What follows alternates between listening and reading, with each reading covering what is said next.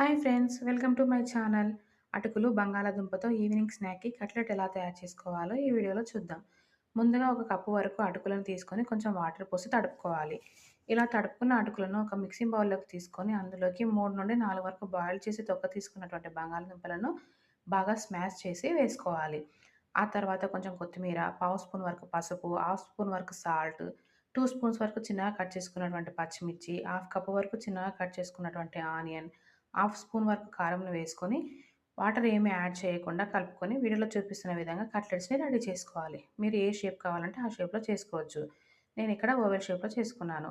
ఇప్పుడు stove on చేసి pan పెట్టుకొని పాన్ హీట్ అయ్యాక 4-5 స్పూన్ల వరకు ఆయిల్ వేసుకొని, ఇప్పుడు మనం ముందుగా రెడీ చేసుకున్నటువంటి కట్లెట్స్‌ని పెట్టి రెండు వైపులా గోల్డెన్ బ్రౌన్ కలర్ వచ్చే వరకు ఫ్రై చేసుకోవాలి.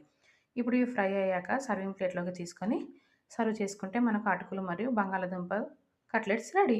మరిన్ని ఇలాంటి వీడియోల కోసం మన ఛానల్‌ని తప్పకుండా లైక్, షేర్ అండ్ సబ్స్క్రైబ్ చేయండి. Thank you for watching.